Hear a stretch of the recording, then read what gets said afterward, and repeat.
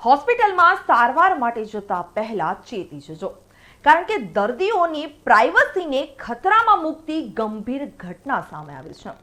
હોસ્પિટલમાં મહિલાઓના ચેકઅપની ક્ષણોના સીસીટીવી સામે આવ્યા છે, જેમાં વિકૃત માનસિકતા ધરાવતા શખ્સનું રાક્ષસી કૃત્ય જોવા મળ્યું હતું. જે શખ્સ ચેકઅપની ક્ષણો યુટ્યુબમાં સતત અપલોડ કરી રહ્યો છે. એટલું જ નહીં, ટેલિગ્રામ ચેનલમાં જોડાવા પણ શખ્સ વિકૃત અપીલ કરી રહ્યો છે. ટેલિગ્રામ ચેનલનું 900 રૂપિયાનું સબસ્ક્રિપ્શન રાખ્યું છે, જેમાં સગર્ભા મહિલાઓની ચેકઅપની અંગત ક્ષણો વાયરલ કરી હતી.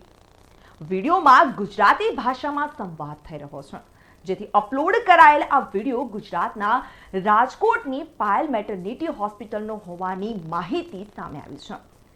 ત્યારે શક્યતા છે કે હાલ રાજ્યની તમામ હોસ્પિટલો દર્દીઓની આંખ ઉઘાડતો આ કિસ્સો, જેમાં દર્દીઓની ગોપનીયતાનું હનન કરતો આ જઘન્ય અપરાધ થયો છે.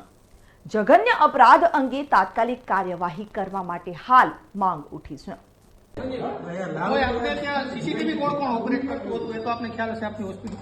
એ બધું તમને જણાવીશ. પહેલા મને જોઈ લેવા દો શું કન્ડિશન છે એ અને ક્યાંથી છે. આ ઘટનાને કઈ રીતના જોશો? આપણા હોસ્પિટલની હોય તો આ ખૂબ જ ગંભીર બાબત છે કે પ્રાઇવેસી આ રીતના લિંક કરવી. સાહેબ, તમે કીધું હેક કરવાની વાત. પ્રાઇવસી કોઈ દ્વારા હેક થઈ ગઈ હોઈ શકે એવું લાગે છે, કેમ કે આવું કોઈ કૃત્ય હોસ્પિટલ તો ના જ કરી શકે. કોઈ હેક કરીને આ પ્રકારે સીસીટીવી નું જે સર્વર છે એને હેક કર્યું છે એવું આપનું માનવું બની છે? શકે એવું મને લાગે છે ને. અમે પ્રાઇમરી કે હમણાં જ મારે વાત થઈ કે અમે બધા ઓનર્સ છે એના માટે પોલીસને આપણે મળીએ અને સર, સાયબર ક્રાઇમમાં અંગેની ફરિયાદ નોંધાણી છે. કઈ રીતે આખો મામલો શું છે, શું કહેશો તમે?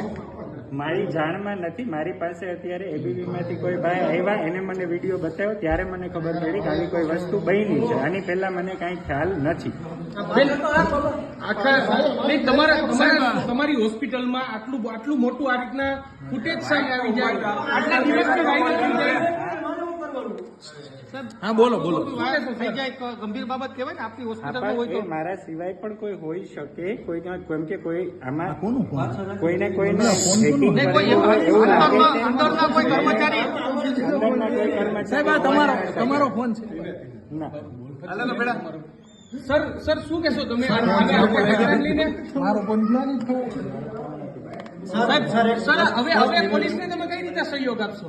પોલીસને અમે તમામ પ્રકારનો સહયોગ આપીશું. મને કોઈ વાંધો નથી. તમારા સ્ટાફ ઉપર તમને કોઈને શંકા છે? તમારા સ્ટાફ ઉપર મેં કીધું કે આ વિડીયો મને કોઈ આપના તરફથી મીડિયા બ્રધર આવ્યા, એમને મને બતાવ્યો, એના ઉપરથી મને ધ્યાનમાં આવ્યું છે, એટલે મને જ જોવાનું ક્યાં રૂમના વિડીયો છે સર? આ છે એ હોસ્પિટલના જ લાગે છે, એટલે જોઈ લે. કયા રૂમના છે સર આ ફૂટેજ? હોસ્પિટલના અંદરના જ ને કયા મને વિડીયોઝ અને પેલા જે તમારી ન્યૂઝ છે એ ફીડ જોવા તો દો, તો મને ખબર તમે કીધું કે મહિલાઓના વિડીયો વાયરલ થયા છે. ગુજરાત માટે શર્મસાર ઘટના કહેવાય, ખાસ તો તબીબી આલમમાં.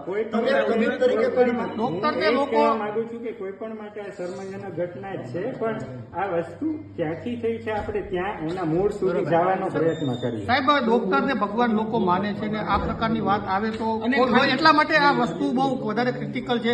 આપે વિડીયો વાયરલ કરાવવું અમે નથી કહેતા, પરંતુ આપનો કોઈ સ્ટાફમાંથી કહું છું કે સ્ટાફમાંથી ક્યાંથી હોઈ શકે એની સમગ્ર તપાસ કરવા માટે અમે પોલીસને સહયોગ આપવા કટિબદ્ધ છીએ.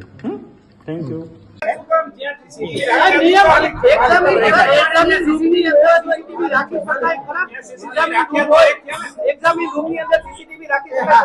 સિક્યુરિટી માટે અને સેફટી માટે જ્યાં કિંમતી વસ્તુઓ પડી હોય ત્યાં આવી રીતે એક કેમેરો રાખ્યો હોય જે હિડન હોય છે, જે ડિસ્પ્લેમાં નથી હોતો.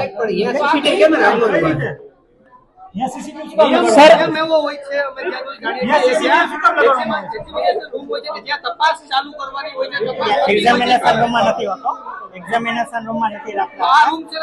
ઓપરેશન થિયેટર અને એક્ઝામિનેશન રૂમમાં ક્યારેય સીસીટીવી ના હોય. એરિયા રાખેલા છે. ના, એક્ઝામિનેશન રૂમ નથી.